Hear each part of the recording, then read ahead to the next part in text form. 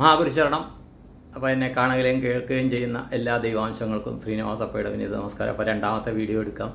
അപ്പോൾ പറഞ്ഞ എന്താണെന്ന് വെച്ച് കഴിഞ്ഞാൽ തേങ്ങ എനർജി വൈബ്രേഷൻ ഇത് ചെയ്യുന്നതാണ്. തേങ്ങ ഇപ്പോൾ വെറുതെ ഞാൻ പിടിക്കുകയാണ്. നിങ്ങളുടെ ഇത് ഞാനിപ്പോൾ പറഞ്ഞില്ലേ തേങ്ങ, അതേ ഒന്നും എനർജി ഒന്നും കാണിക്കുന്നില്ല. കണ്ട, അത് പിടിക്കുന്ന പോലെ ഞാൻ പിടിക്കുകയാണ്, ഒന്നും എനർജി കാണിക്കുന്നില്ല. ഇലക്ട്രോണിക് ഡിവൈസിൻ്റെ എനർജി ഇത് കാണിക്കില്ല കേട്ടോ. ഇലക്ട്രോണിക് ഡിവൈസിൻ്റെ എനർജി ഒന്നും കാണിക്കില്ല. പിന്നെ എന്താണെന്ന് വെച്ച് കഴിഞ്ഞാൽ ഷെരീഫിക്ക എന്ന് പറഞ്ഞിട്ടുണ്ട്, നമ്മുടെ വാക്ക് മീഡിയയിലുണ്ട്. അദ്ദേഹം പറഞ്ഞിരുന്നു തേങ്ങ നമ്മളിലേക്ക് നോക്കി വെച്ചാൽ എനർജി കാണിക്കുമെന്ന് പറഞ്ഞിരുന്നു. അങ്ങനെ ഇത് ചെയ്യാറുണ്ട്. പക്ഷേ എന്നിലേക്ക് നോക്കി വെച്ചാൽ തേങ്ങ ഒരു എനർജിയും കാണിക്കുന്നില്ല. എനിക്കൊരു എനർജി ഇല്ല. സത്യം പറഞ്ഞാൽ എനിക്കൊന്നും പവറൊന്നുമില്ല. സത്യം അതാണ്. ഒരു പവറും എനിക്കില്ല. അത് അവകാശപ്പെടാനും പറ്റില്ല. അപ്പോൾ അതും ഞാൻ പറയുന്നു, എനിക്ക് നിങ്ങളീ പറയുന്ന പോലെ എന്തോ ഞാൻ സംഭവമാണെന്നൊക്കെ പറയുന്നത് വെറുതെയുള്ള തോന്നലുകളാണ്. ഞാൻ നിങ്ങളെപ്പോലെ ഒരു സാധാരണ വീട്ട് ഒരു എനർജിയും തേങ്ങ കാണിക്കുന്നില്ല എന്നിലേക്ക് കേട്ടോ. ഇങ്ങനെ വെച്ചാലോ തേങ്ങ ഒന്നും എനർജി കാണിക്കുന്നില്ല. അതുകൊണ്ട് ഞാൻ വലിയ സംഭവമാണെന്നൊന്നും ആരും വിചാരിക്കല്ലേ. ഞാനൊരു സാധാരണ മനുഷ്യനാണ്. എൻ്റെ അനുഭവങ്ങൾ ഞാൻ പങ്കുവയ്ക്കുന്നു എന്നുള്ളതേ ഉള്ളൂ. ഗുരു പറഞ്ഞ അനുസരിച്ച് അവിടെ ചെന്നു എന്താണ് മഹാഗുരു ശരണം എന്ന് പറഞ്ഞിട്ട്, അല്ലെ ആ ഗുരുവിനെ എന്താണ് ഓ മാതൃഭ്യ നമോ പിതൃഭ്യ നമോ ഗുരുഭ്യ നമോ ആചാര്യഭ്യ നമോ ഇഷ്ടദേവതാഭ്യ നമോ കുലദേവതാഭ്യ നമോ ഗ്രാമദേവതാഭ്യ നമോ സർവേഭ്യ ദേവ്യ നമോ സർവേഭ്യ ബ്രാഹ്മണഭ്യ നമോ എന്ന് സങ്കല്പം ചെയ്തിട്ട് ഇത് എനർജി നോക്കുമ്പോൾ അത് കാണിക്കുന്നു എന്നുള്ളതേ ഉള്ളൂ. ഓക്കെ, അത് ഇതായി. പിന്നെ വേറൊരു കാര്യം പറയുന്നതെന്ന് വെച്ചാൽ ആരും ടെക്സ്റ്റ് മെസ്സേജ് അയക്കേണ്ട ദയവ് ചെയ്ത്. കാര്യം വാട്സാപ്പൊക്കെ ഞാൻ നോക്കി തുടങ്ങി. വാട്സാപ്പ് ഒരുമാതിരി പേരും നാളും ഒക്കെ തന്ന് എൻ്റെ എനർജി കണക്ഷനായ വാട്സാപ്പുകളെല്ലാം ഞാൻ പേരുകൾ സേവ് ചെയ്ത് കഴിഞ്ഞു.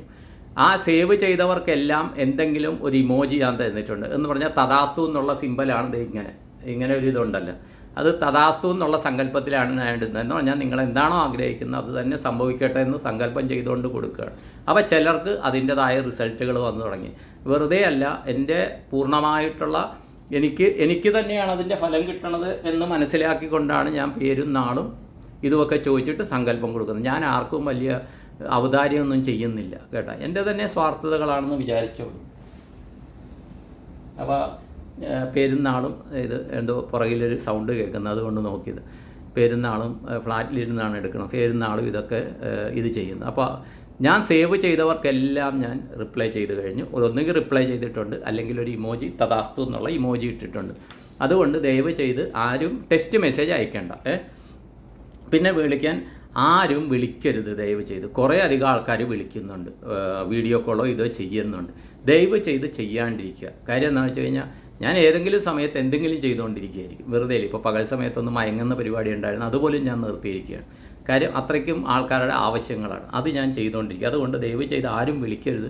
മെസ്സേജ് അയക്കാൻ ഞാൻ റെസ്പോണ്ട് ചെയ്തിരിക്കും, തീർച്ചയായിട്ടും റെസ്പോണ്ട് ചെയ്തിരിക്കും. നിങ്ങളുടെ ഇത് എനിക്ക് ഇൻഡ്യൂഷൻ കിട്ടി, എന്തെങ്കിലും എനിക്കത് നിയോഗം ഉണ്ടെന്ന് കണ്ടു കഴിഞ്ഞാൽ ഞാൻ സേവ് ചെയ്തിട്ട് വിളിച്ചിരിക്കും. അപ്പോൾ പലരും പേരും നാൾ പറയും, ചിലർ പേരും സ്ഥലവും പറയും. അപ്പോൾ അങ്ങനെയുള്ളവരോടൊക്കെ നിങ്ങളുടെ നാളെന്താണ്, വയസ്സ് എന്താണ്, അല്ലെങ്കിൽ സ്ഥലം എന്താണെന്ന് ഞാൻ ചോദിക്കാറുണ്ട്. അപ്പോൾ ദയവ് ചെയ്ത് പേരും നാളും വയസ്സും സ്ഥലവും അറിയിക്കുക. അത് വെച്ചാണ് ഞാൻ സേവ് ചെയ്യുന്നത്. അത് കിട്ടിക്കഴിഞ്ഞാൽ ഫസ്റ്റ് എനർജി കണക്ഷനായി, അത് വെച്ച് മുന്നോട്ട് പോകാൻ പറ്റും. മനസ്സിലായി? അതുകൊണ്ട് ദയവ് ചെയ്ത് കോൺടാക്റ്റ് ചെയ്യുന്നവർ പേര്, നക്ഷത്രം, വയസ്സ്, സ്ഥലം തീർച്ചയായിട്ടും എഴുതണം. ഇതില്ലെങ്കിൽ ചിലപ്പോൾ ഞാൻ നോക്കുകയില്ല. എന്ന് പറഞ്ഞാൽ എനർജി കണക്ഷൻ ആയില്ലെങ്കിൽ പിന്നെ നോക്കില്ല. ചില സമയത്ത് ചില ഇൻഡ്യൂഷൻ വെച്ച് കണക്ഷൻ ആയവരുടെ ഞാൻ പിന്നെ റിപ്ലൈ ഇടാറുണ്ട്. വേറെ എന്ന് പറഞ്ഞു കഴിഞ്ഞാൽ ആവശ്യങ്ങൾ പോസിറ്റീവായിട്ട് എഴുതി അയക്കുക. എനിക്കതിൽ ഏറ്റവും വലിയൊരു സന്തോഷം തോന്നുന്നത് എന്താണെന്ന് വെച്ച് കഴിഞ്ഞാൽ, ഒരു ചേട്ടൻ, അദ്ദേഹത്തിന് 65 വയസ്സിന് മുകളിൽ പ്രായമായി. അദ്ദേഹത്തിൻ്റെ പേര്, നക്ഷത്രം, വയസ്സ്, എവിടെയായിരുന്നു അദ്ദേഹം വീട്, ഇപ്പോൾ എവിടെയാണ്, അദ്ദേഹത്തിൻ്റെ ഫാമിലി ഡീറ്റെയിൽസ്, ഇന്ന കാര്യങ്ങളാണ് ഇതായത്. അദ്ദേഹത്തിന് എന്താണ് ആവശ്യങ്ങൾ എന്ന് പറഞ്ഞാൽ അദ്ദേഹം ഡീറ്റെയിൽഡായിട്ട് എഴുതി അയച്ചു. എന്നിട്ട് 1001 രൂപ ദക്ഷിണ അയച്ചു അദ്ദേഹം. അപ്പോൾ ഞാൻ ചോദിച്ചു, വെറുതെ എന്തിനാണ് ദക്ഷിണ അയക്കണമെന്ന് ചോദിച്ചു. ഞാൻ തിരുവനന്തപുരത്തേക്ക് പോകുന്ന അന്നാണിത്. അത് പറഞ്ഞ് എൻ്റെ ഒരു തൃപ്തിക്ക് വേണ്ടി ഞാൻ അയച്ചതാണെന്ന് പറഞ്ഞ് ഞാൻ സ്വീകരിക്കുകയും ചെയ്തു അദ്ദേഹത്തെ. അപ്പോൾ ഞാൻ പോകുന്ന വഴിക്കാണ് ഇദ്ദേഹത്തിൻ്റെ വീട്. സാധിക്കുമെങ്കിൽ കയറണമെന്ന് എനിക്കുണ്ടായിരുന്നു. അദ്ദേഹത്തിൻ്റെ കാര്യം പറഞ്ഞപ്പോൾ തന്നെ ദക്ഷിണ കിട്ടുന്നതിന് മുമ്പ് തന്നെ ദക്ഷിണ കിട്ടിയെന്ന് ഞാൻ പറയുകയാണ്. അത് ആരും തരരുതെന്ന് അറിയിക്കാനാണ് കിട്ടിയെന്ന് പറയുന്നത്. കാര്യം ദക്ഷിണ തരാത്തവരുടെ കുറേ ആൾക്കാരുടെ കാര്യങ്ങളാണ് നോക്കിയിരിക്കുന്നത്. ദക്ഷിണ തന്നവരുടെ നോക്കാനുണ്ട്, അതാണ് സത്യം. അപ്പോൾ എനിക്ക് എനർജി കണക്ഷൻ വരുമ്പോൾ ഞാൻ തീർച്ചയായിട്ടും ഇത് ചെയ്യുന്നുണ്ട്. പിന്നെ ദക്ഷിണ തന്നവരുടെ ഒരു ഉത്തരവാദിത്തമുണ്ട്, അവർ തന്നല്ലോ എന്നുള്ള ഉത്തരവാദിത്തമുണ്ട്. ചിലരുടെ തിരിച്ചയച്ചിട്ടുമുണ്ട്, അതുണ്ടായെങ്കിലും ആട്ടെ, അത് വേറൊരു വിഷയമാണ്. കാര്യം എന്ന് വെച്ചാൽ ദക്ഷിണയ്ക്ക് വേണ്ടിയല്ല ഇത് നോക്കുന്നത്. ഞാൻ ദക്ഷിണ എന്ന് പറഞ്ഞാൽ ഒരു എനർജി കണക്ഷനാണ്, അതാണ് സത്യം. എന്ന് പറഞ്ഞാൽ പല ഹീലേഴ്സും പറയണത്, എന്നെ പഠിപ്പിച്ച ഗുരുക്കന്മാരും പറയണത് ദക്ഷിണ എന്ന് പറഞ്ഞാൽ നമ്മളെ ആ എനർജി കണക്ട് ചെയ്യുന്ന എന്നാണ് പറയുന്നത്. ഒരു ഊർജത്തിൻ്റെ രൂപമാണ് പണം എന്ന് പറയുന്നത്. അപ്പോൾ ഈ ആ ചേട്ടൻ ഓരോ കാര്യങ്ങൾ എഴുതി അറിയിച്ചു. ഈ ചേട്ടൻ എഴുതി അറിയിച്ചതിൽ അദ്ദേഹത്തിൻ്റെ ഒരു കുട്ടി, മകളാണെന്ന് തോന്നുന്നു, മകള് ജോലി ചെയ്യുന്നുണ്ട് എങ്ങാണ്ട്. ഈ ജോലി ചെയ്യുന്ന ആൾക്ക് ആറ്റുകാൽ പൊങ്കാലയുടെ അന്ന് മുമ്പത്തെ ദിവസം അറിയിപ്പ് കിട്ടി. അന്ന് പത്മനാഭസ്വാമി അമ്പലത്തിൻ്റെ പുറകു വശം പറ്റും, അതോ ആറ്റുകാൽ അമ്പലത്തിൻ്റെ പുറകു അടുത്താണോ എന്ന് എനിക്കറിയാം. ഡ്യൂട്ടി കിട്ടി. ആ ഡ്യൂട്ടി കിട്ടിയിട്ട് ഇദ്ദേഹത്തിൻ്റെ ഒന്നും ഞാൻ പറഞ്ഞിട്ടില്ല. ഇദ്ദേഹത്തിൻ്റെ ആവശ്യങ്ങൾക്ക് സങ്കല്പം ചെയ്തത് മാത്രമേ ഉള്ളൂ. സത്യമായിട്ട് ഞാൻ പറയാം, വേറെ ഒന്നും ഞാൻ ചെയ്തില്ല. അദ്ദേഹത്തെ വിളിച്ച് ഞാൻ വേറെ ഒന്നും വീഡിയോ കോൾ ചെയ്യുകയോ ബ്ലെസ് ചെയ്യുകയോ ചെയ്തിട്ടില്ല. ഇനിയാണ് ചെയ്യേണ്ടത് അദ്ദേഹത്തിന്. പക്ഷേ അവർക്ക് തന്നെ ആശ്ചര്യകരമായി അത് ആറ്റുകാൽ ഈ പൊങ്കാലയുടെ ദിവസം അവർക്ക് ഡ്യൂട്ടി കിട്ടി. എന്താണ് ജോലി ചെയ്യണത് എന്താണെന്നൊന്നും ഞാൻ പറയുന്നില്ല. ഡ്യൂട്ടി കിട്ടി. ഏതോ അമ്പലത്തിൻ്റെ പുറകുവശമാണ്. പത്മനാഭസ്വാമി അമ്പലമാണോ ആറ്റുകാൽ അമ്പലത്തിൻ്റെ അടുത്താണോ എന്ന് എനിക്കറിയില്ല. പത്മനാഭസ്വാമിയാണെന്ന് തോന്നുന്നു. പുറകിൽ ഡ്യൂട്ടിയിലിരുന്ന് ആദ്യമായിട്ട് പൊങ്കാല ഇടാൻ സാധിച്ചു. മനസ്സിലായി? അതിലെല്ലാം ഈ ശുഭം ബൗദ്ധ കല്യാണി, അതുപോലെ ആയുർവേദ ധനന്തയ്ക്ക്, അതൊക്കെ ആ പ്രാർത്ഥന ആ കുടുംബം ചെയ്യുന്നുണ്ട്. മനസ്സിലായി?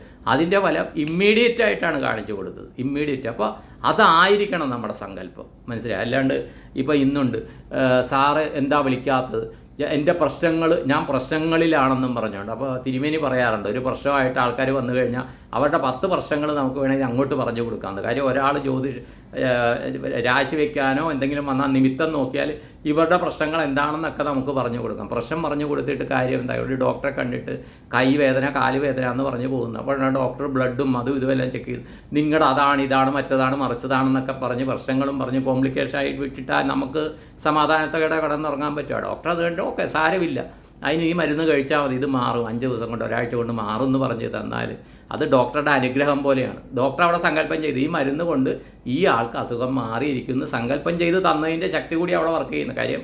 ആ ഡോക്ടറുള്ള ഒരു സ്പിരിച്വൽ പവർ ഉള്ളത് കൊണ്ടാണ് അദ്ദേഹം ഡോക്ടറായിട്ട് അവിടെ ഇരിക്കുന്ന കസേരയിൽ. അപ്പോൾ അങ്ങനെയുള്ള സങ്കല്പത്തിൽ അദ്ദേഹം എന്താണ് ആവശ്യം അത് നടക്കുന്നു. അതാണ് വേണ്ടത്. അപ്പോൾ ദയവ് ചെയ്ത് പ്രശ്നങ്ങൾ അറിയാൻ ആരും എന്നെ വിളിക്കരുത്. നിങ്ങൾക്ക് ഭയങ്കരമായ പ്രശ്നങ്ങളുണ്ടെന്ന് കണ്ടു കഴിഞ്ഞാൽ ദയവ് ചെയ്ത് പ്രൊഫഷണൽ ആസ്ട്രോളജേഴ്സിനെ ബന്ധപ്പെടുക. അവർ ആ പ്രശ്നങ്ങൾ എന്താണെന്ന് ഓരോന്നോരോന്നായിട്ട് പറയും. അതിനെന്താണ് പ്രതിവിധി എന്ന് കൃത്യമായിട്ട് ഇന്ന ക്ഷേത്രങ്ങളിൽ ഇന്ന കാര്യങ്ങൾ ചെയ്യാൻ പറഞ്ഞ് അവർ പ്രശ്നം എഴുതിയോ അല്ലെങ്കിൽ ഇതായിട്ട് അയച്ചു തരും. ആ അയച്ചു തന്നു കഴിഞ്ഞാൽ അത് കൃത്യമായിട്ട് നിങ്ങൾ ചെയ്തിരിക്കുക. ഇപ്പോൾ എന്നെ കോൺടാക്റ്റ് ചെയ്ത കുറേ ഇതിൽ ഇവർ ചെയ്യേണ്ട കാര്യങ്ങൾ പെൻഡിങ് ആണെന്നാണ് കാണുന്നത്. അപ്പോൾ പലരോടും ഞാൻ ചോദിച്ചത്, നിങ്ങൾ പരിഹാരത്തിൻ്റെ പലതും പെൻഡിങ് ആയിട്ടാണല്ലോ കാണിക്കുന്നത്. ആ പെൻഡിങ് ഉള്ളപ്പോഴത്തേക്കും നമുക്ക് പ്രതിവിധി കിട്ടുകയില്ല. അത് കംപ്ലീറ്റ് ചെയ്യുക. കാര്യം പല പ്രശ്നക്കാരെ കണ്ടു, ഒരു യൂട്യൂബ് വീഡിയോ കണ്ട് ഇദ്ദേഹം എല്ലാ കാര്യവും നമ്മുടെ പ്രശ്നങ്ങൾ പരിഹരിക്കുന്നു ദയവ് ചെയ്ത് വിചാരിക്കാതെ.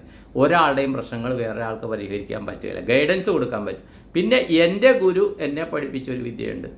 ശ്രീനിവാസ ശിഷ്യ എന്ന് പറയും. ഭയങ്കര മോഹം കൂടുമ്പോൾ ശിഷ്യ എന്ന് വിളിക്കും, അല്ലെങ്കിൽ ശ്രീനിവാസ എന്ന് വിളിക്കും. ശ്രീനിവാസ, ആൾക്കാർ വന്നു കഴിഞ്ഞാൽ അവരുടെ കാര്യങ്ങൾ നമ്മളിലൂടെ തീർക്കാൻ പറ്റുമെങ്കിൽ തീർത്തു കൊടുക്കുക. അതാണ് ഏറ്റവും വലിയ പുണ്യം. അപ്പോൾ അദ്ദേഹം പൂജകൾ ചെയ്യും. എനിക്ക് പൂജയിലൊന്നും അന്നൊന്നും വലിയ ഇതില്ല.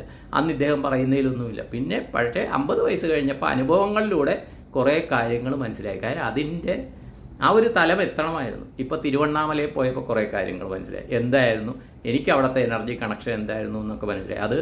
ആ തിരുവണ്ണാമല 3 കിലോമീറ്ററോളം കയറുന്നത്. അപ്പോൾ ഞാൻ പറഞ്ഞല്ലോ, പക്ഷേ ശ്രീനിവാസൻ്റെ അടുത്ത് ഞാൻ പറഞ്ഞു ഞാൻ വരുന്നൊന്നും പറയാൻ പറ്റില്ല, എനിക്ക് നിങ്ങൾ മലയിൽ കയറിക്കുക. അപ്പോൾ അവർ പറഞ്ഞില്ല, സാർ എന്താണോ അതാണ്. അപ്പോൾ ഗിരിവലം ആണെങ്കിലും ഞാൻ പറഞ്ഞിട്ട് 14 കിലോമീറ്റർ പക്ഷേ ആ ഗിരിവലം ഞാൻ ചെയ്യും എനിക്ക് കേട്ടോ. അത് ഞാൻ പറയാം. പൗർണമി ദിവസം പോയി തിരുവണ്ണാമലയിൽ ഞാൻ ഗിരിവലം ചെയ്തിരിക്കും. അത് വേറെ വിഷയം. പക്ഷേ ഞാൻ പറഞ്ഞു ഗിരിവല ഇല്ല, നമുക്കൊരു ഓട്ടോറിക്ഷയിൽ പോകാമെന്ന് പറഞ്ഞു. അപ്പോൾ തിരുവണ്ണാമല പോകുമ്പോഴെന്ന് വെച്ചാൽ അവിടെ 8 ലിംഗങ്ങളുണ്ട്. ഈ ഞങ്ങൾ സന്ധ്യാവന്ദനത്തിൽ ചൊല്ലുന്ന ഒരു ഇതുണ്ട്.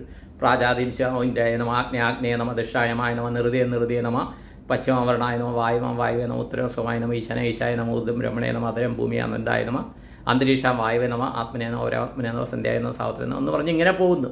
സന്ധ്യാവന്ദനം ചെയ്യുന്നവർക്ക് ഈ മന്ത്രങ്ങൾ അറിയാൻ പറ്റും.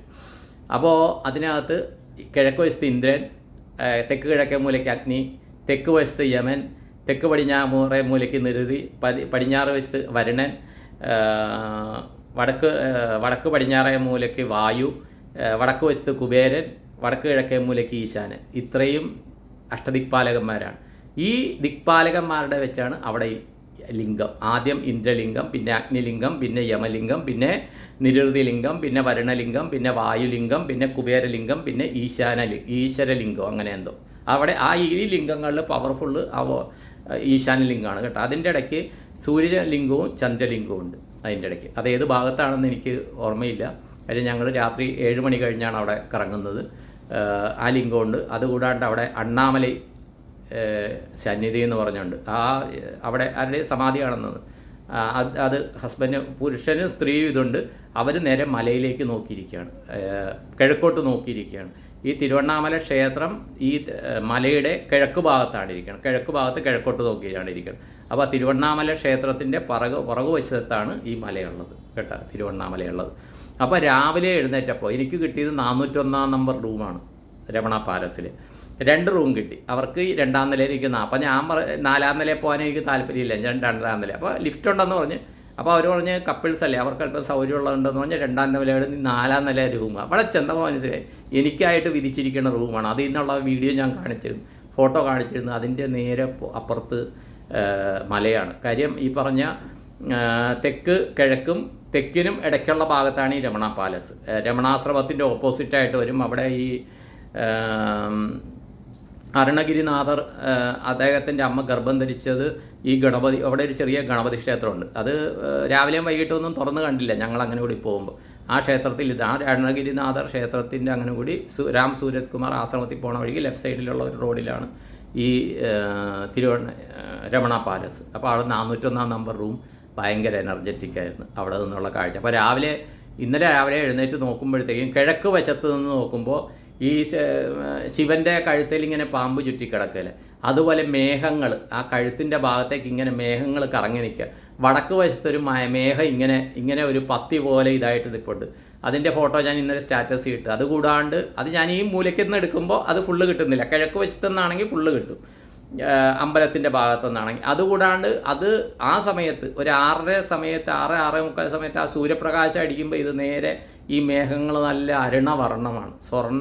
സ്വർണ്ണമല്ല, എന്താണ് വൈകിട്ടൊക്കെ ആ ഒരു അരുണവർണ്ണമുണ്ടല്ലോ, പൂർണ്ണ രക്തവർണ്ണമല്ല, അല്ലാത്തൊരു വർണ്ണത്തിലാണ് അത് കാണുന്നത്. അത് ഭയങ്കര ഒരു അനുഭവമായിരുന്നു. തിരുവണ്ണാമല മലയെന്ന് പറയുന്നത് വേറെ അനുഭവം, വൈബാണ്.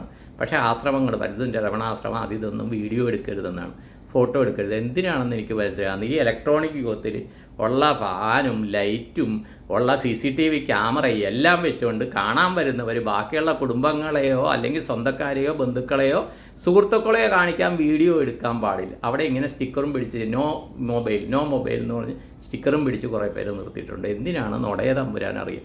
ഇതൊക്കെ VR അണ്ടർ CCTV റവയിൽ എന്ന് പറയുന്ന പോലെ മുകളിൽ നിന്ന് വലിയ ഒരു ക്യാമറ കണ്ണിലൂടെ നമ്മളെ ഇങ്ങനെ നോക്കിക്കൊണ്ടിരിക്കുക. അപ്പോഴാണ് ഇങ്ങനത്തെ കുറേ കാര്യം എന്തുകൊണ്ട് ചെയ്യുന്നു എന്നൊന്നും എനിക്ക് മനസ്സിലാകുന്നില്ല. ചില പ്രൈവറ്റ് പ്രാർത്ഥന കാണാം, അവിടെ കാണണ്ടെന്ന് പറയാം. കാര്യം ഈ രമണാശ്രമത്തിൽ പോയപ്പോൾ അദ്ദേഹത്തിൻ്റെ ആ ഉപയോഗിച്ചിരുന്ന അതൊക്കെ കണ്ടു, വേദമന്ത്രോച്ചാരണമൊക്കെ കണ്ടു. അദ്ദേഹത്തിൻ്റെ സമാധിയുടെ അവിടെ ഒരു ശിവലിംഗ പ്രതിഷ്ഠ നടന്നിട്ടുണ്ട്. അതിൻ്റെ പുറകിലാണ് അദ്ദേഹത്തിൻ്റെ സമാധി എന്ന് പറയുന്നത്. അതുകൂടാണ്ട് അദ്ദേഹം ഉണ്ടായിരുന്നപ്പോൾ കൂട്ടത്തിലുണ്ടായിരുന്ന ഒരു പശു, കോഴി, പിന്നെ മയില, അങ്ങനെ എന്നാണ്ട്. പശുവിൻ്റെ ഒരു ലക്ഷ്മി എന്നാണ് അവരെ അടക്കിയെടുത്ത് അത് ഒരു സമാധി പോലെ അവിടെ സൂക്ഷിച്ചിട്ടുണ്ട്. അവിടെ നിന്നാണ് തിരുവണ്ണാമല ഗിരി മലയിലേക്ക് കയറുന്ന വൈബ് വേറൊന്നാണ് കേട്ടോ. പക്ഷേ അതിൻ്റെ വേറൊരു കാര്യം ഇൻഡ്യൂഷൻ കിട്ടി. അത് ഇനി പോയി കൺഫേം ചെയ്തതിന് ശേഷം മാത്രം ഞാൻ പറയാം. അത് ഞാനുമായിട്ട് ചെറിയ എനർജി കണക്ഷൻ കാണുന്നുണ്ട്. എന്താണെന്ന് എനിക്ക് മനസ്സിലായിട്ടില്ല, സത്യം പറഞ്ഞാൽ മനസ്സിലായില്ല. അതെന്താണെന്ന് മനസ്സിലാക്കാം. പക്ഷേ എനിക്കിതിനോടെല്ലാം നന്ദി പറയേണ്ടത് അബാക് മീഡിയ ആൻഡ് അതിൻ്റെ മെയിൻ ആളായിട്ടുള്ള ശ്രീ രോഹിത് സാറിൻ്റെ അടുത്താണ്. കാര്യം ബാങ്കിൻ്റെ കാര്യങ്ങൾ ഇങ്ങനെ അബാക് മീഡിയയുടെ വ്യൂവറാണ്. ESP പാരാനോർമൽ ആ ചാനലും ഞാൻ നോക്കാറുണ്ട്. അപ്പോൾ അവരുമായിട്ട് വ്യക്തിപരമായിട്ട് ചാറ്റിംഗ് ഉണ്ട്. അപ്പോൾ അതിൽ വരുന്ന ഓരോരുത്തരും അഭിപ്രായങ്ങളൊക്കെ പറയാറുണ്ട്. അപ്പോൾ ESP പാരാനോർമൽ ഇങ്ങനെ വീഡിയോ ചെയ്യാനായിട്ട് നേരത്തെ ഞാൻ ചോദിച്ചിരുന്നു. അപ്പോൾ ചെയ്യാമെന്ന് പറഞ്ഞിട്ട് അത് വിളിച്ചിട്ടുണ്ട്. ഇനി അതിന് പോകണം. അപ്പോൾ ആ ബാക്കിൽ ഇങ്ങനെ ചെയ്ത് ബാങ്കിലാണെന്ന് വെച്ചാൽ ബാങ്കിലെന്ന് പറഞ്ഞ് പോയതാണ്. പക്ഷേ അവിടെ നമ്മളെ എത്തിച്ചത് ഇതിനായിരുന്നു എന്ന് ഇപ്പോൾ എന്നെ മനസ്സിലാക്കുന്നു. ആ ബാക്കിൽ എത്തിച്ചതിൻ്റെ പുറകിൽ ഇതായിരുന്നു നിയോഗം എന്ന് ഇപ്പോൾ മനസ്സിലാക്കുന്നു. ഒരുപക്ഷേ ആ ബാക്കിൽ ഞാൻ പോയില്ലായിരുന്നെങ്കിൽ ഇത്രയൊക്കെ ആൾക്കാർ അത് ശനീശ്വരനിൽ നിന്നാണ് തുടങ്ങിയത്. ആ ശനീശ്വരനിൽ നിന്ന് അരുണഗിരിനാഥറിലേക്ക് എത്തി. അവിടെയാണ് ആ പോയിൻ്റ്. കാര്യം ശനീശ്വരൻ്റെ ആ വീഡിയോ 95,000 മുകളിൽ വ്യൂ ഞാൻ 2 ആഴ്ച മുമ്പ് നോക്കിയപ്പോഴായി, മനസ്സിലായി. അത് കഴിഞ്ഞപ്പോഴത്തേക്ക് ആത്മാക്കളുടെ അനുഭവം പറഞ്ഞ ആ കുട്ടിയുടെ വ്യൂ കണ്ട 1,00,000 അടുത്തായി, കുമാരി സുഹാസിനിയുടെ, മനസ്സിലായി. അവിടെ നിന്ന് ചെന്ന് ആത്മാക്കൾ സ്വൈരവികാരം നടത്തുന്ന തിരുവണ്ണാമലയിൽ പോയി എൻ്റെ യാത്ര താൽക്കാലികമായിട്ട് ഞാൻ തിരിച്ചു വന്നിരിക്കുകയാണ്. ഈ യൂണിവേഴ്സ് നമ്മളെ എവിടെ അനുഭവങ്ങളിലൂടെ നടത്തുന്നു എന്ന് മനസ്സിലാക്കും, നമ്മൾ എത്ര പേര് നടക്കുന്നു എന്ന് മനസ്സിലാക്കും. സ്ഥൂല സൂക്ഷ്മ സന്നിധിയിൽ 11 പ്രദക്ഷിണം എടുത്തതിൻ്റെ അത്രയും ക്ഷീണം എനിക്ക് തിരുവണ്ണാമല 3 കിലോമീറ്റർ കയറുമ്പോൾ തോന്നിയില്ല. ആ 3 കിലോമീറ്റർ സുഖമായിട്ട് ഞാൻ കയറി. ആ സമയത്ത് ഇവർ ചോദിച്ചു ജ്യൂസ് വേണോ, 2 പ്രാവശ്യം ജ്യൂസ് വേണോ, ഒരു കുടിക്കുമ്പോൾ വേണോ എന്ന് ചോദിച്ചു. ഞാൻ പറഞ്ഞു വേണ്ട, എനിക്ക് വേണ്ട. ഞാൻ ഇടയ്ക്ക് വെള്ളം വാങ്ങിച്ച് കുടിച്ചു. അപ്പോൾ കുരങ്ങന്മാർ കുപ്പി ഇത് ചെയ്യാൻ വരും, കുരങ്ങന്മാർക്ക് കുപ്പി കൊടുക്കും, ഇടയ്ക്ക് ഒഴിച്ച് കൊടുക്കും, ചിലർ കുടിക്കും, ചിലർ തട്ടിപ്പറിച്ച് വാങ്ങിക്കും, എന്നിട്ട് അത് ഒഴിച്ച് കളയും. അത് അവരുടെ ഒരു സ്വഭാവം. നമ്മളും ഇതുപോലെ തന്നെയൊക്കെയാണ്, പറഞ്ഞിട്ട് കാര്യം. ഇത്രയും പറഞ്ഞുകൊണ്ട് തൽക്കാലം നിർത്തുന്നു. അതുകൊണ്ട് പ്രശ്നങ്ങൾ ചോദിച്ച് ആരും വിളിക്കരുത്. ഞാനൊരു ജ്യോതിഷനല്ല, എനിക്ക് ജ്യോതിഷത്തെക്കുറിച്ച് ബാലപാഠം മാത്രമേ ഉള്ളൂ. ഞാൻ ജ്യോതിഷം അടിസ്ഥാനമാക്കിയല്ല ഞാൻ പ്രതിവിധി പറയുന്നത്. അത് ഗുരു മുഖാന്തരം കിട്ടിയ ചില സിദ്ധികളും ആ ഉപാസനാമൂർത്തികളിൽ നിന്ന് കിട്ടിയ അനുഗ്രഹവും ആ കാര്യങ്ങളിൽ നിയോഗം ഉണ്ടെങ്കിൽ മാത്രമേ എനിക്കത് ചെയ്യാൻ പറ്റുന്നുള്ളൂ. അപ്പോൾ ദയവ് ചെയ്ത് കോണ്ടാക്ട് ചെയ്യുന്നവർ പേര് ഇതുവരെയും ചെയ്തവരുടെ, ഞാൻ സേവ് ചെയ്തവർക്കെല്ലാം റിപ്ലൈ തന്നു കഴിഞ്ഞു. ഇതുവരെയും നിയോഗം ഉള്ളവർക്ക്. അപ്പോൾ ഞാൻ സേവ് ചെയ്ത് എന്തെങ്കിലും ഇമോജി ആർക്കെങ്കിലും ഇട്ടിട്ടുണ്ടെങ്കിൽ എൻ്റെ സങ്കല്പത്തിൽ, ഞാൻ ചെയ്യുന്ന ഉപാസനകളിൽ സങ്കല്പത്തിൽ നിങ്ങളുടെ പേരും നാളും കൊടുത്തു കഴിഞ്ഞു. അപ്പോൾ ചിലർ മക്കളുടെ കാര്യങ്ങൾ വിളിക്കും, കൊച്ചു മക്കളുടെ കാര്യങ്ങൾ വിളിക്കും. ഇതൊരു കാര്യം എന്ന് വെച്ചാൽ ദൂതലക്ഷണമാണ് ആദ്യം നോക്കണം. ആദ്യം വിളിക്കുന്ന ആളുടെ പേരെന്താണ്, കോണ്ടാക്ട് വിളിക്കുന്നതല്ല, മെസ്സേജ് ചെയ്യുന്ന ആളുടെ പേരെന്താണ്, നക്ഷത്രം എന്താണ്, വയസ്സെന്താണ്, സ്ഥലം എന്താണ്. ഇപ്പോൾ ആലപ്പുഴയിൽ സ്ഥലം, താമസിക്കുന്ന എറണാകുളം, അപ്പോൾ അതുപോലെ തന്നെ കാണിക്കണം. അല്ലെങ്കിൽ ആലപ്പുഴ സ്ഥലം തിരുവനന്തപുരം, അല്ലെങ്കിൽ എറണാകുളം സ്ഥലം കോഴിക്കോട് താമസിക്കുന്നത്, അത് തന്നെ കാണിക്കണം. അല്ലെങ്കിൽ കേരളത്തിൽ ഇന്നടുത്ത് എറണാകുളത്ത് താമസിക്കുന്നത് ദുബായ്, അങ്ങനെ തന്നെ കാണിക്കണം. ഞാൻ അങ്ങനെ തന്നെയാണ് സേവ് ചെയ്യുന്നത്. കാര്യം അതൊക്കെ ഒരു എനർജി കണക്ഷനാണ്. ഭൂമിയുടെ പല ഭാഗങ്ങളും 12 രാശികളായിട്ട് പല എനർജി കണക്ഷനാണ്. അപ്പോൾ ഇത്രയും പറഞ്ഞുകൊണ്ട് നിർത്തുന്നു. അപ്പോൾ എന്നെ കാണുന്ന, കേൾക്കുന്ന, പ്രോത്സാഹിപ്പിക്കുന്ന നിങ്ങൾക്കേവർക്കും എൻ്റെ നന്ദി, നമസ്കാരം. അതിലും ഒരു രസം എന്ന് വെച്ച് കഴിഞ്ഞാൽ, ഞാൻ ഇന്നലെ ഹൂവാമൈ ഞാൻ ആര് എന്ന് പറഞ്ഞിട്ട് ആ ഒരു ബുക്ക് ഞാൻ സ്റ്റാറ്റസിൽ ഇട്ടിരുന്നു. ചെറിയ ബുക്കാണ് അത്, ശ്രീ രമണ മഹർഷിയുടെയാണ്. അത് വിമാനത്തിലിരുന്നാണ് ഞാൻ വായിച്ചത് ഇന്നലെ തിരിച്ചു വരുമ്പോൾ. സേലത്തുനിന്ന് ഫ്ലൈറ്റിനാണ് വന്ന കാര്യം, ട്രെയിനിൽ ടിക്കറ്റ് ഇല്ലാത്തതുകൊണ്ട്. സേലത്തുനിന്ന് വരെ 1,600 രൂപയുള്ളൂ കേട്ടോ. ഫ്ലൈറ്റ് യാത്ര ചെയ്യണമെന്നുള്ളവർക്ക് ഇവിടെ നിന്ന് രാവിലെ സേലത്തേക്ക് പോവുക, സേലത്തുനിന്ന് വൈകിട്ട് ഈ ഫ്ലൈറ്റിൽ, കാര്യം 36 സീറ്റ് ഫ്ലൈറ്റാണ്. ഇന്നലെ ഒരു 10-15 സീറ്റ് ഫ്രീ ആയിരുന്നു. കുറേ പേര് ഈ ഫ്ലൈറ്റ് യാത്ര ആസ്വദിക്കാൻ വേണ്ടി വരുന്നുണ്ട്. 1 മണിക്കൂറോളം ആ ഫ്ലൈറ്റിൽ നമ്മൾ യാത്ര ചെയ്യുന്നുണ്ട്. ഞാൻ ഇതിനു മുമ്പ് യാത്ര ചെയ്തിട്ടുണ്ട്, അതുകൊണ്ട് ഇതില്ല. അപ്പോൾ അത് ഫ്ലൈറ്റ് യാത്ര ചെയ്യാം. ആ ഫ്ലൈറ്റിലാണ് വന്നത്. അപ്പോൾ ഫ്ലൈറ്റിൽ വരുമ്പോഴത്തേക്കും ഈ മുരുകഭക്തനായിട്ടൊരാൾ ഫ്ലൈറ്റിലിരുന്ന് സമാധിയായ ഒരു ഇതുണ്ട്. കൃപാനന്ദ വാര്യർ എന്ന മറ്റേ അദ്ദേഹത്തിൻ്റെ പേര്. അതും ഇന്നലെ ഒരു വീഡിയോ യൂട്യൂബ് കാണാൻ സാധിച്ചു. അദ്ദേഹം തിരുപ്പതിയിൽ നിന്ന് തിരുത്തണിയിലേക്കുള്ള യാത്ര ഫ്ലൈറ്റിലായിരുന്നു. തിരുത്തണി എത്തുമ്പോഴത്തേക്ക് അദ്ദേഹം പെട്ടെന്ന് വലതുവശത്തേക്ക് നോക്കിയെന്നവരാണ്. വലതുവശത്തെ തിരുത്തണി മലയാണ്. ഈ ഫ്ലൈറ്റ് അതങ്ങനെ കൂടി പോവുകയാണ്. അങ്ങനെ നോക്കി അദ്ദേഹം ചാഞ്ഞു എന്നാണ് പറയുന്നത്. അവിടെ വെച്ച് അദ്ദേഹം സമാധിയായി. ഒരു പക്ഷേ റൈറ്റ് സൈഡിൽ അദ്ദേഹം ആരെങ്കിലും കണ്ടിരിക്കുക. അദ്ദേഹം പറഞ്ഞിരുന്നത്, എന്നെ വിമാനത്തിൽ ആകാശത്തിൽ നിന്ന് മുരുകൻ വന്ന് കൂട്ടിക്കൊണ്ടുപോകുന്ന അദ്ദേഹം നേരത്തെ തന്നെ പ്രവചിച്ചിരുന്നത്തെ. ആ തിരുത്തണിയുടെ മലയുടെ മുകളിൽ വെച്ചാണ് അദ്ദേഹം സമാധിയായെന്ന് പറയുന്നു. ആ ഒരു എനർജിയും ഫീലാവുന്നു. അപ്പോൾ അതും കൂടി പറയട്ടെ. അപ്പോൾ ഇത്രയും പറഞ്ഞുകൊണ്ട് നിർത്തുന്നു. മുരുകൻ്റെ എനർജി, ശിവകുടുംബത്തിൻ്റെ എനർജി തിരുവണ്ണാമലയെ വർക്ക് ചെയ്യുന്നുണ്ട്. ഈ ശിവകുടുംബം 2 നമ്മുടെ ലൈഫിലെ ഏറ്റവും അവസാനത്തെ റിച്വൽ രുദ്രമാണ്, ശ്രീരുദ്രമാണ്. ശ്രീരുദ്രം എന്ന് പറഞ്ഞാൽ ശിവൻ്റെ ഇതാണ് ഏറ്റവും അവസാനം. അതിനു മുമ്പ് വിഷ്ണു ഇതൊക്കെ നമ്മൾ ചെയ്യുമെങ്കിലും നമ്മുടെ അവസാന റിച്വൽ വരുന്നത് ഇപ്പോൾ ഞങ്ങളുടെ GSPക്കാരുടെ ശ്മശാനത്തിൻ്റെ കോമൺ പേര് രുദ്രവിലാസം എന്നാണ്. ശ്രീരുദ്രം എന്നുള്ള ഇതാണ് അവസാനം ഇത് വരുന്നത്. ശ്രീരുദ്രവും ചമകവും വരും തോന്നും, എന്താണെന്നറിയില്ല. ഞാൻ മന്ത്രതന്ത്രങ്ങളെക്കുറിച്ചൊന്നും അറിയില്ല. അപ്പോൾ ഇത്രയും പറഞ്ഞുകൊണ്ട് നിർത്തുന്നു. എന്നെ കാണുന്ന കേൾക്കുന്ന നിങ്ങൾക്കേവർക്കും നിങ്ങളുടെ കുടുംബത്തിലെല്ലാവർക്കും ദീർഘായുസ്, പൂർണ്ണാരോഗ്യം, ദരിദ്രാന സമൃദ്ധി, സർവ്വകാര്യസിദ്ധി, സർവൈശ്വര്യം, കുട്ടികൾക്ക് നല്ല വിദ്യാഭ്യാസം, നല്ല മാർക്കോടെ ഉന്നത വിജയം, അവരാഗ്രഹിച്ച രീതിയിലുള്ള ജോലി, സർവീസ്, പ്രൊഫഷൻ കിട്ടാനും അവർക്ക് നല്ല ഉത്തമ ജീവിത പങ്കാളി കിട്ടാനും എല്ലാവർക്കും നല്ല ആരോഗ്യം ദേഹാരോഗ്യം ഉണ്ടാകാനും കുടുംബത്തെ ശാന്തി, സമാധാനം, സന്തോഷം, സമൃദ്ധി ഉണ്ടാകാൻ എല്ലാവരുടെയും സദാ സർവ്വതാ സർവത്ര ജീവിതത്തിൽ പ്രപഞ്ചശക്തിയുടെ സുരക്ഷിതത്വം ഉണ്ടാകാനും എല്ലാവരുടെ ജീവിതവും അവരുടെ മനസ്സിൽ ആഗ്രഹിക്കുന്ന രീതിയിലുള്ള പോസിറ്റീവ് കാര്യങ്ങളിൽ നടക്കാനും എല്ലാവരിലും എല്ലാ സമയത്തും പോസിറ്റീവ് ചിന്താഗതികൾ മാത്രം വരാനുമായിട്ട് ഈ പ്രപഞ്ചശക്തിയോട് പ്രാർത്ഥിച്ചുകൊണ്ട് സങ്കല്പം ചെയ്തുകൊണ്ട് നിർത്തുന്നു. എല്ലാവർക്കും നന്ദി, നമസ്കാരം. All the best to all. Thank you all. നിങ്ങളുടെ സ്വന്തം ശ്രീനിവാസ പൈ.